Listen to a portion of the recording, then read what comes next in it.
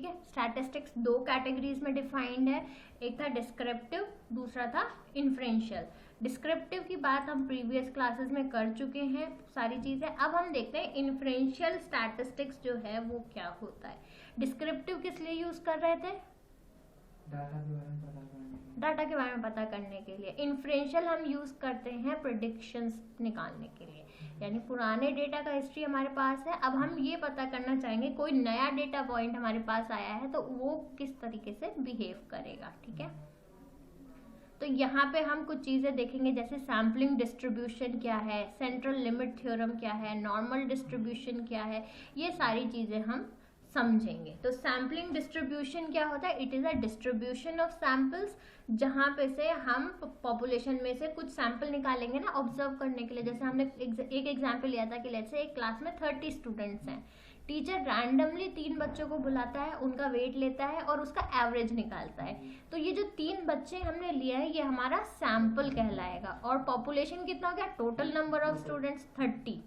तो sampling distribution में हम क्या कहते हैं, एक डिस्ट्रीब्यूशन उठाएंगे हम सैंपल्स का from a population for number of times, यानी एक बार ले लिया तो काम हो जाएगा, बार बार हम इस चीज को रिपीट करते हैं।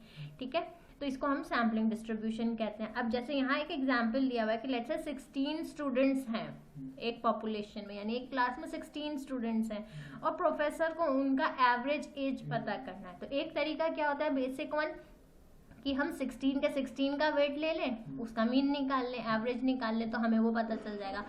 दूसरा तरीका क्या है, डिवाइड करके। प्रोफेसर ने क्या किया कि उनको सारे 16 का नहीं पता है, उनको एक टाइम में वो 3 लोगों का डेटा देख सकते हैं, तो उन्होंने क्या किया, 4 बार या 5 बार, 4 बार लेट से बच्चों को बुलाया 3-3 के ग्रुप में, उनका वेट देखा, एवरेज निकाला, फिर ओवरऑल जो आया उसका एवरेज निकाल लिया, तो उनको एक लमसम एवरेज मिल जाएगा कि इस पर्टिकुलर बैच का पॉपुलेशन का एवरेज वेट कितना है।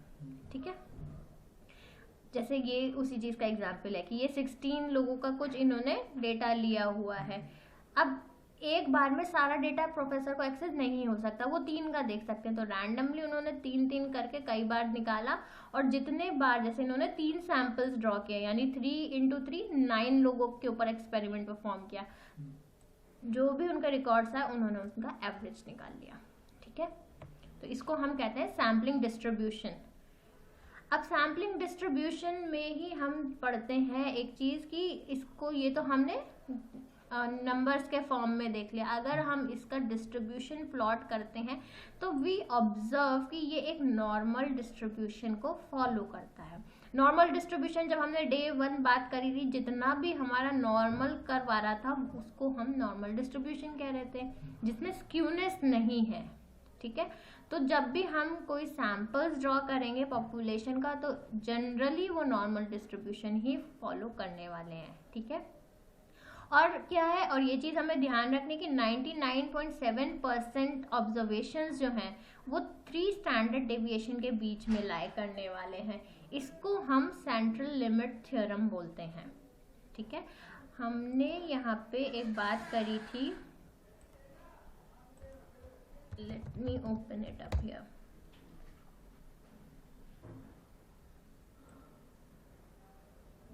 लेट्स से ये हमारा नॉर्मल डिस्ट्रीब्यूशन है हमारे डेटा का, ये सेंटर पॉइंट है। ठीक है, लेट्स से ये सेंटर पॉइंट आ गया। ठीक है,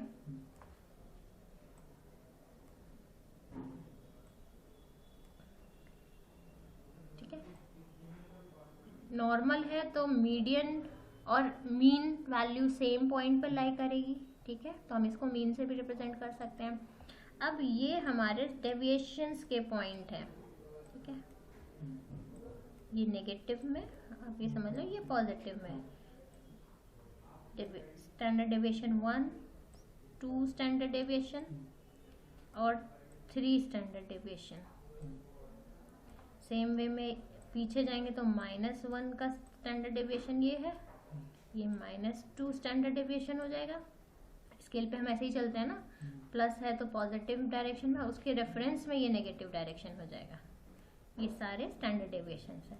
तो हम क्या ऑब्जर्व करते हैं प्रैक्टिकली, जो हमारा 97% डेटा है वो इस रेंज में लाई करने वाला है। 97% ये कहता है सेंट्रल लिमिट थ्योरम कि आपका 97% डेटा इस रेंज में आने वाला है, यानी इस रेंज के बाहर जो होगा वो क्या होगा, आउटलायर होगा, पॉजिटिव और नेगेटिव। हाँ, मतलब वो हमारे लिए इम्पोर्टेंट नहीं है। हमारे सारे एनालिसिस के लिए मैक्सिमम हम थर्ड स्टैंडर्ड डेविएशन तक का रिकॉर्ड देखेंगे कि हमारे वैल्यूज मीन से 3 डेविएशन अपार्ट तक कितने वैल्यूज एग्जिस्ट कर रहे हैं। ठीक है, तो हमारा जो सैंपल डेटा है वो नॉर्मल डिस्ट्रीब्यूशन फॉलो करेगा, पहला पॉइंट। दूसरा पॉइंट, हमारा जो 99% या 97 से ज़्यादा परसेंटेज है वो 3 स्टैंडर्ड डेविएशंस के बीच में लाई करेगा। ये हमारा कहलाता है सेंट्रल लिमिट थ्योरम। ठीक है, अब लेट्स से हमारे पास कुछ स्टैंडर्ड एरर है, स्टैंडर्ड डेविएशन हमें पता है, इसको हम नॉर्मलाइज्ड करते हैं। तो हम क्या करते हैं, स्टैंडर्ड डेविएशन को under root of the number of samples उससे डिवाइड करते हैं, तो इससे हमारा नॉर्मलाइज्ड वैल्यू निकलती है। तो जो हम नॉर्मलाइज्ड कैलकुलेशंस की बात करेंगे वो सिंपल कुछ नहीं है, सिर्फ हम स्टैंडर्ड डेविएशन का स्केलिंग कर रहे हैं। जैसे यहाँ पे आप देखोगे तो स्टैंडर्ड डेविएशन का वैल्यू बहुत हाई हो सकता है, जब हम इसको नॉर्मलाइज करेंगे तो लेट्स से क्योंकि हम नंबर ऑफ सैंपल्स से डिवाइड कर रहे हैं तो इसका वैल्यू श्रिंक हो जाएगा, पूरा ग्राफ हमारा श्रिंक हो जाएगा। डेटा पॉइंट्स वैसे के वैसे ही रहेंगे, सिर्फ हम क्या कर रहे हैं, श्रिंक कर रहे हैं, यानी नॉर्मलाइजेशन कर रहे हैं। ठीक है, जब भी हम बात करेंगे कि हम नॉर्मलाइजेशन कर रहे हैं तो मतलब क्या है, हम डिवाइड कर रहे हैं उसको नंबर ऑफ सैंपल्स के रिस्पेक्ट में।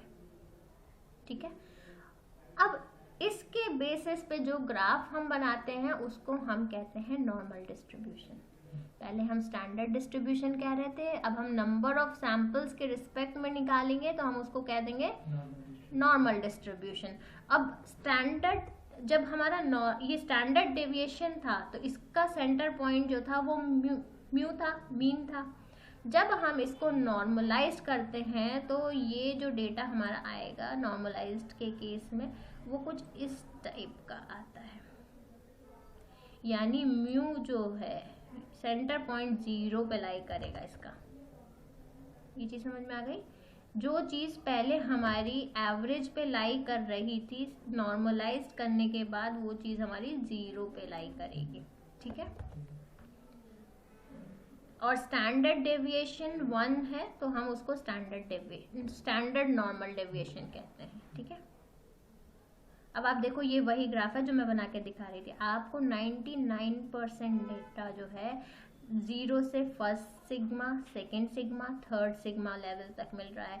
सेम वे में माइनस सिग्मा, -2 सिग्मा, -3 सिग्मा, इस टर्म को हम सिग्मा कहते हैं जो कि हमारा स्टैंडर्ड डेविएशन बताता है। अब आप देखो +-1 सिग्मा जब हम कहते हैं तो यानी 1 प्लस में 1 माइनस में 34.1 ऑलमोस्ट 68% हो गया, यानी 68% डेटा हमारा +-1 सिग्मा में लाई कर रहा है। ठीक है, 68 में हम 13.6 और ऐड कर दें तो कितना बनेगा, लगभग 87% डेटा 2 सिग्मा वैल्यूज के बीच में लाई करता है। तो और सिमिलरली उसी पैटर्न पे 98% से ज़्यादा या 99% डेटा जो है +-3 सिग्मा में लाई करेगा। ठीक है, इस डिस्ट्रीब्यूशन से हमें बेसिकली ये पता चल रहा है कि हमारा डेटा का डिस्पर्जन किस तरीके का है, डिस्ट्रीब्यूशन किस तरीके का है। ठीक है,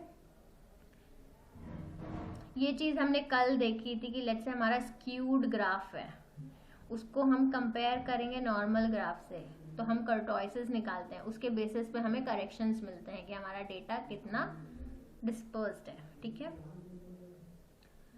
अब हम एक एग्जाम्पल भी देख लेते हैं यहाँ पे कि लेट्स से हमारे पास कुछ रिकॉर्ड्स हैं, कुछ डेटा है जिसमें हम एक्शन परफॉर्म करेंगे।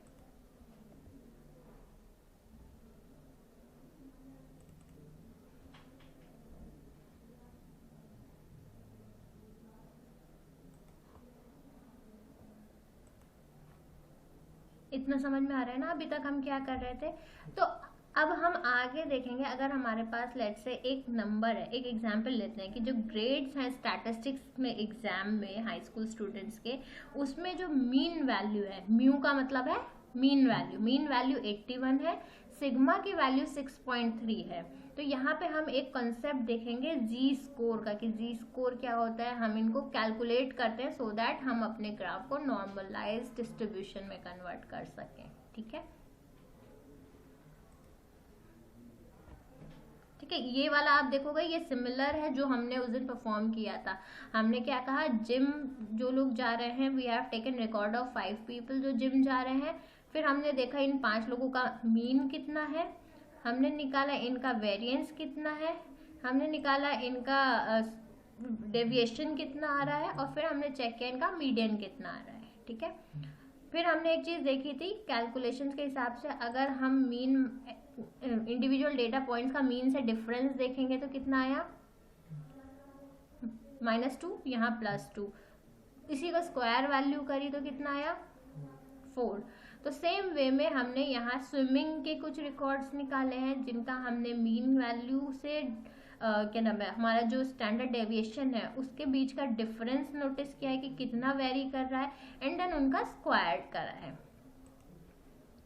अब हम ये एग्जाम्पल देखते हैं, जैसे सीबीएसई के कुछ स्टूडेंट्स का हमारे पास डेटा है, सीबीएसई में 7 लोगों के हमने मार्क्स रिकॉर्ड करे हैं। सेम वे में एसएससी के भी हमने 7 लोगों के मार्क्स को रिकॉर्ड किया है। तो सबसे पहले हमने मीन कैलकुलेट किया कि सीबीएसई वाले स्टूडेंट्स का मीन कितना है, फिर हमने देखा स्टैंडर्ड डेविएशन इनका कितना आ रहा है। ठीक है, और हमने सेम पैटर्न पे यहाँ भी मीन निकाला है, स्टैंडर्ड डेविएशन निकाला है। इससे हमें पता चल रहा है कि सीबीएसई वालों का एवरेज वैल्यू कितना आ रहा है और वो स्टैंडर्ड डेविएशन से कितना वैल्यू डिपार्टेड है। ठीक है,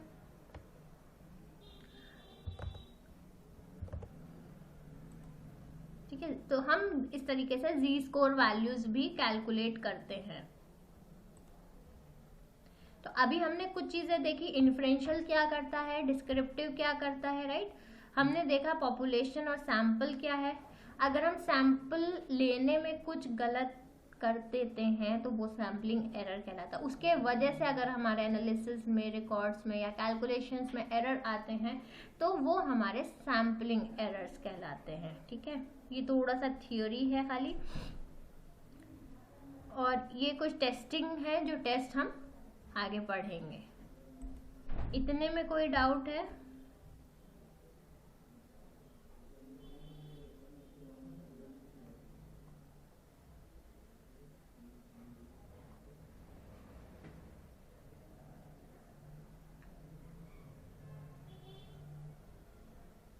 ठीक है, जो जी स्कोर हम कैलकुलेट करने की बात यहाँ कर रहे हैं इन फॉर्मूलाज में, तो हमने क्या किया हुआ है, हम क्या करेंगे, जो भी हमारा ऑब्जर्वेशन है ना, क्योंकि हमें ये ऑब्जर्व वैल्यू हमें क्या करना है, calculate the Z score for each of the following grade, यानी this is the observed grade, this is the average, और ये हमारा डेविएशन है। तो जी स्कोर क्या वैल्यू आती है, जी स्कोर का वैल्यू आएगी observe data point minus mean, हम x माइनस मीन किया और हमने उसको डिवाइड कर दिया स्टैंडर्ड डेविएशन से। ठीक है, तो इससे हमें एक जी स्कोर वैल्यू निकल के आता है। तो हम क्या करेंगे, हर एक डेटा पॉइंट के लिए इंडिविजुअली जी स्कोर वैल्यू निकालेंगे कि किसका कितना आ रहा है। इससे हमें पता चलेगा कि let's say there is a student, कोई एक स्टूडेंट है सारा जिसके 83 मार्क्स आए हैं, तो उसने बाकियों के कंपैरिजन में कैसा परफॉर्म किया है।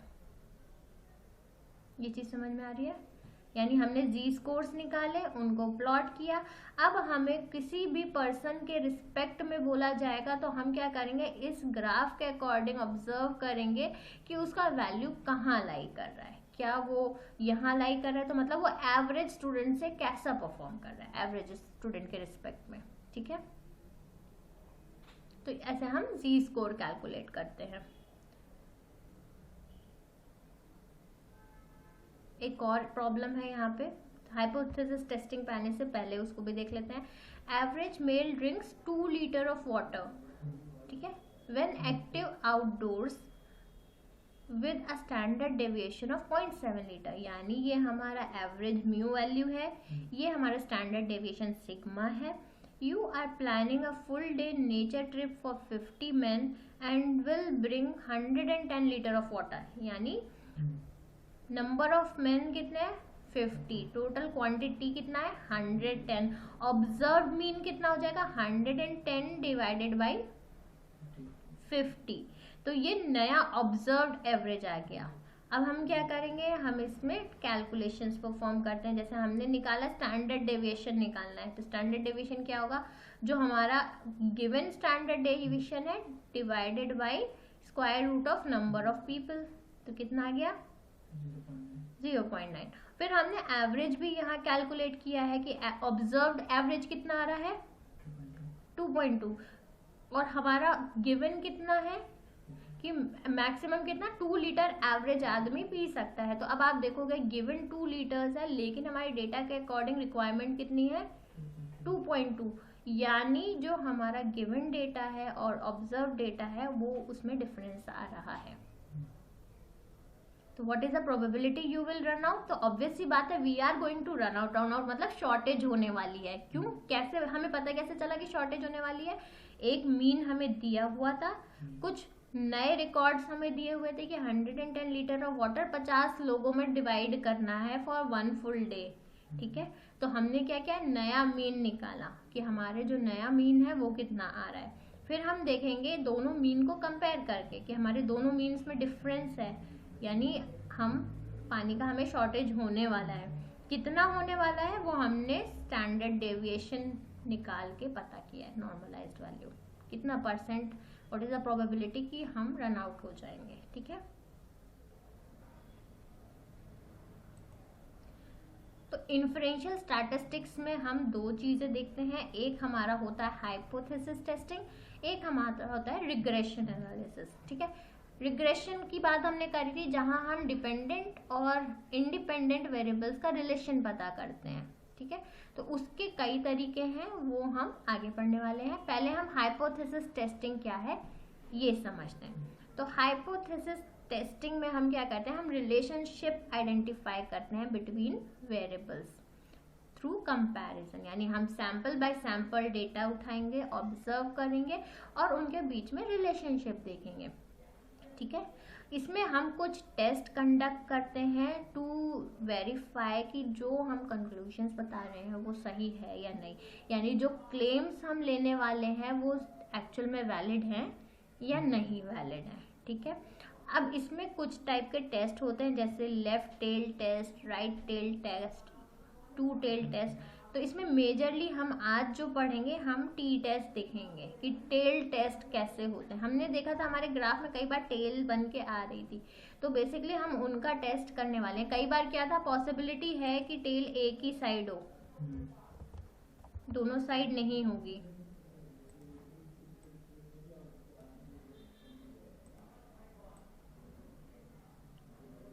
ऐसा कुछ है तो टेल एक साइड है, ऐसा कुछ है तो भी एक साइड है. और लेट्स हमारा डेटा का कुछ इस तरीके का स्ट्रक्चर है जिसमें टेल्स दोनों साइड आ रहे हैं.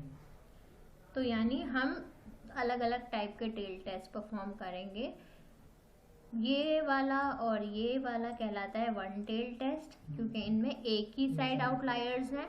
ये हमारा कहलाता है टू टेल टेस्ट क्योंकि यहाँ पे दोनों साइड पे हमें टेल्स मिल रहे हैं. ठीक है, तो हम समझते हैं टेल टेस्ट, टी टेस्ट को. टी टेस्ट में क्या है, हम न्यूमेरिक वैल्यूज के लिए ही टेस्ट करते हैं, यानी जब हमारे पास नंबर का डेटा होगा तो ही हम इसको कंडक्ट कराएंगे. ठीक है, अब टी टेस्ट में हम करेंगे क्या, हमारे पास दो सैंपल्स हो सकते हैं, मतलब दो अलग अलग सैंपल हो सकते हैं या एक सिंगल सैंपल में, मतलब हमारे पास दो मीन वैल्यूज हो सकते हैं. अब हमें ऑब्जर्व करना है वो दोनों आपस में रिलेटेड हैं या नहीं. ठीक है, जैसे हम एक एग्जाम्पल यहाँ पे दिया हुआ है कि दो कैटेगरी में पेशेंट्स को डिवाइड किया है.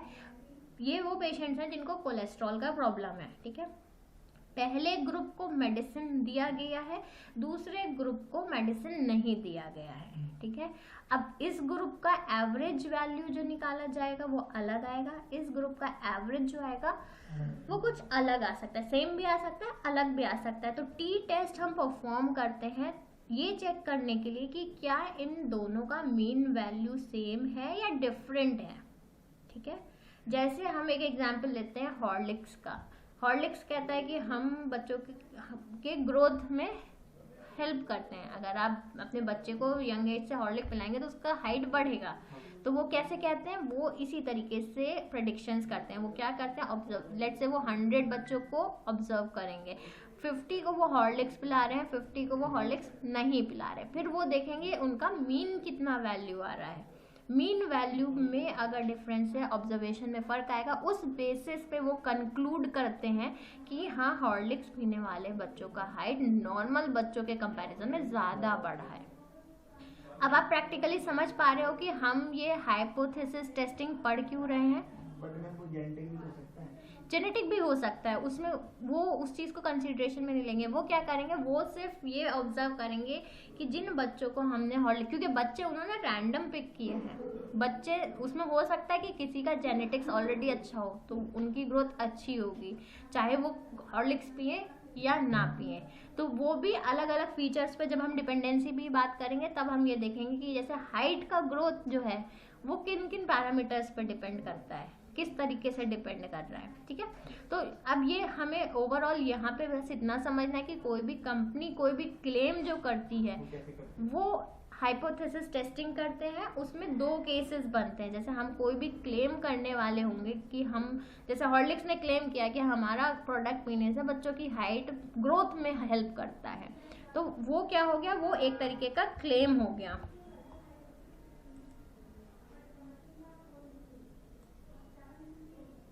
हम कोई भी चीज़ क्लेम कर रहे हैं, मतलब हम कह रहे हैं कि ऐसा है, तो ये क्लेम करने के लिए क्या प्रोसेस होता है बैकग्राउंड में, हम क्या करेंगे, हम यहाँ पे 2 हाइपोथेसिस लेते हैं। एक को हम कहते हैं नल हाइपोथेसिस, एक को हम कहते हैं अल्टरनेट हाइपोथेसिस, ठीक है। फिर हम अपने टेस्ट परफॉर्म करते हैं प्रेडिक्शंस के लिए, ऑब्जर्वेशंस के लिए, ठीक है। हमने टेस्ट परफॉर्म किए, टेस्ट के जो रिजल्ट्स आएंगे, ठीक है, टेस्ट परफॉर्म किए, टेस्ट के बाद हमें कुछ एक पी वैल्यू मिलती है। पी वैल्यू क्या है ये अभी हम पढ़ेंगे। पी वैल्यू के बेसिस पे हम डिसाइड करते हैं, या तो पी वैल्यू एक थ्रेशोल्ड वैल्यू से बड़ा होगा या छोटा होगा। थ्रेशोल्ड वैल्यू लेट्स से 0.05 का है, 5% का हम लेके चलते हैं,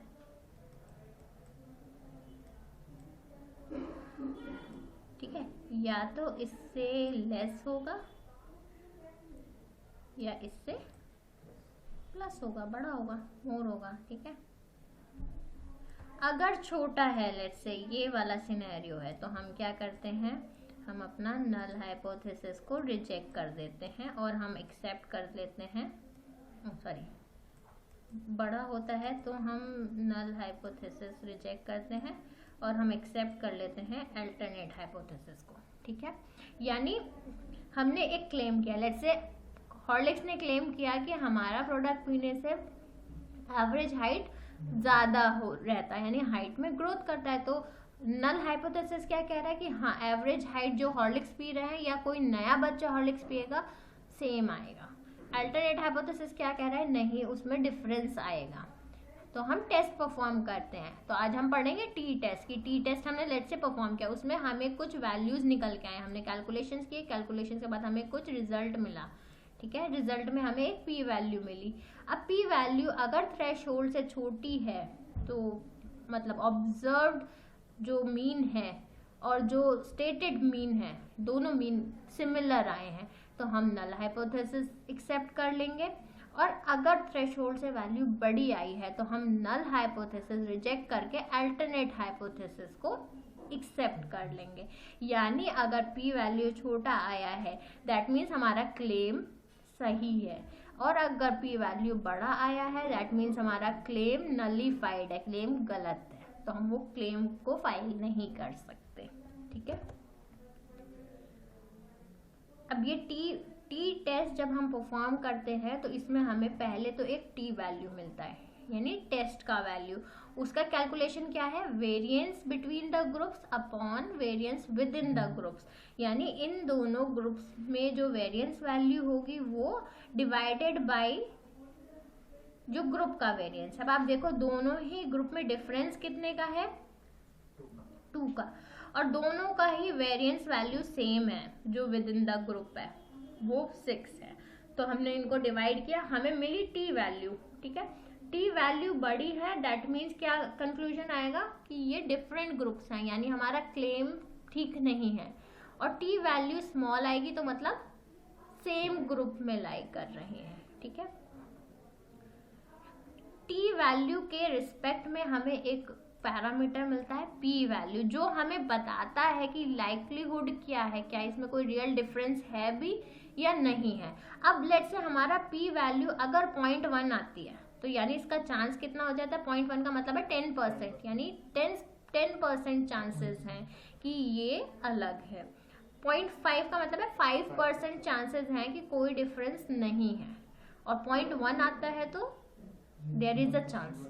ठीक है, तो इन वैल्यूज के बेसिस में 0.05 को हम एक थ्रेशोल्ड मान के अपने टेस्ट को कंडक्ट कराते हैं। ठीक है, अब हमारे पास टी टेस्ट हमें समझ में आया हम क्यों यूज करते हैं, या कंपनियां क्लेम्स के लिए क्यों यूज करती हैं। तो हम आज सिर्फ टी टेस्ट पढ़ेंगे ताकि कंफ्यूजन ना हो। कल हम इसी टाइप से 2 टेस्ट और हैं जो कंपनियां परफॉर्म करती हैं इन्फ्रेंशियल स्टैटिस्टिक्स में, वो पढ़ेंगे। ठीक है, तो टी टेस्ट जो है कई टाइप्स के होते हैं, जैसे हमने बात करी, एक तो होता है वन टेल टेस्ट। ठीक है, इंडिपेंडेंट सैंपल टेस्ट होता है, इसमें हमारे पास 2 डिफरेंट ग्रुप्स होते हैं जिनका मीन हमारे पास होगा। जो हमने कोलेस्ट्रॉल के केस में एक एग्जांपल देखा, हमारे पास 2 ग्रुप्स थे, एक को कोलेस्ट्रॉल के लिए हमने मेडिसिन दी, दूसरे को हमने मेडिसिन नहीं दी।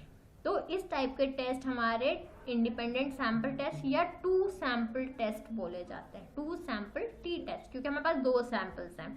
कई बार हम क्या करते हैं, हम एक ही सैंपल में से मल्टीपल टाइम्स टेस्टिंग करते हैं, यानी हम एक test the mean of one group twice, एक ही ग्रुप के लोग होंगे जिनको हम बार बार टेस्ट करेंगे रैंडमली बुला के, तो वो हमारा पेयर्ड सैंपल टेस्ट, यानी इसमें कोई दूसरा ग्रुप इन्वॉल्व नहीं है, सिंगल ग्रुप के बेसिस पे हम निकाल रहे हैं।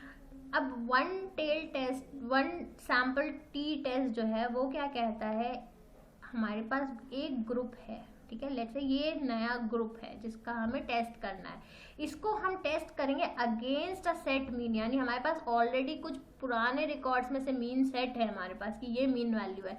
अब इन लोगों को हम ऑब्जर्व करेंगे on the basis of the set mean, यानी observed mean in terms of set means. ठीक है, अभी हमने एक एग्जाम्पल और देखा था,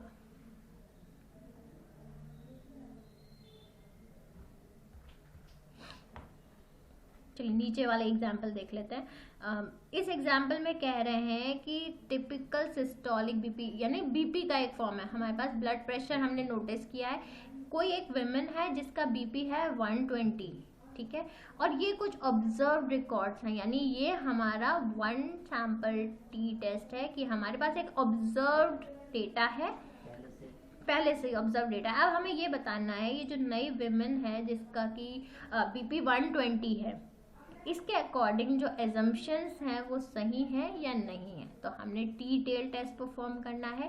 टी टेल टेस्ट के लिए हम ये फॉर्मूला यूज़ करते हैं जिसमें हम टी वैल्यू को निकालते हैं। टी वैल्यू क्या होता है, ये हमारा observe mean minus given mean divided by standard deviation divided by square root of number of samples. ये number of samples actually degree of freedom बताता है कि कितना डिग्री ऑफ फ्रीडम अवेलेबल है इसमें, ठीक है। तो इसके बेसिस पे हमें टी वैल्यू मिलती है। Once we have the t value, हमें इसका पी वैल्यू निकालना पड़ता है। तो पी वैल्यू के कैलकुलेशंस हम खुद से नहीं करते हैं, हमारे पास ये एक वेबसाइट है,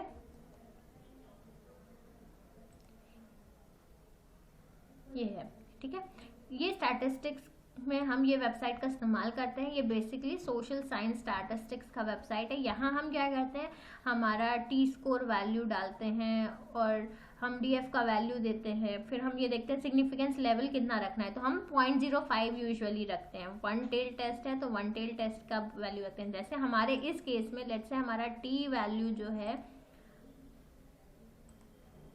टी वैल्यू हमारा कुछ ऐसा आया 125.6 एग्जाम्पल के लिए, ठीक है।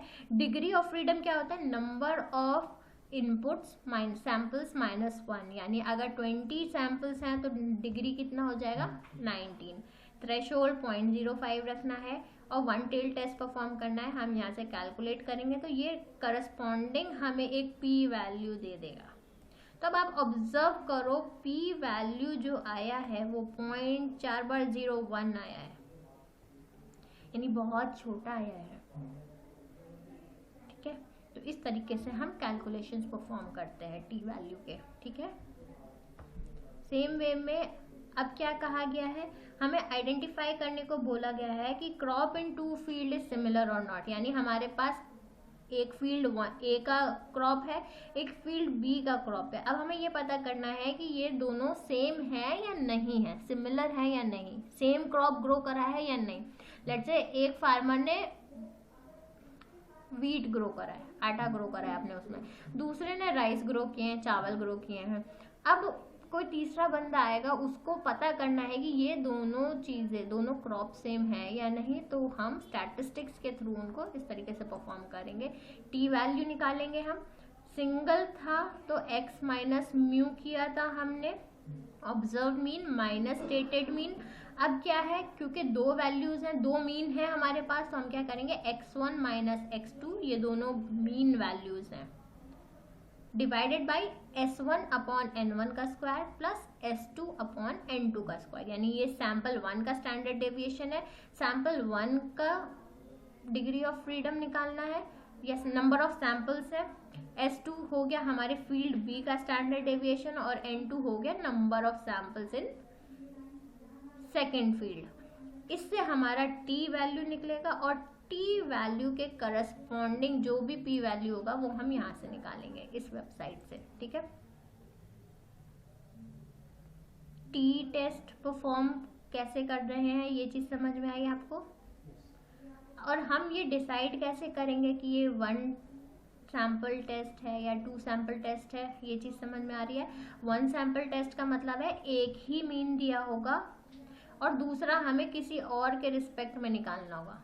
जैसे यहाँ पे क्या था, ऑब्जर्व वैल्यू में हमें एक मीन, एक स्टैंडर्ड डेविएशन, एक नंबर ऑफ सैंपल्स दिया हुआ था और हमें दिया गया था एक नया बंदा जिसका ऑब्जर्व मीन जो है वो 120 है। तो हमें एनालिसिस परफॉर्म करनी थी, तो हमने वन टेल टेस्ट परफॉर्म किया।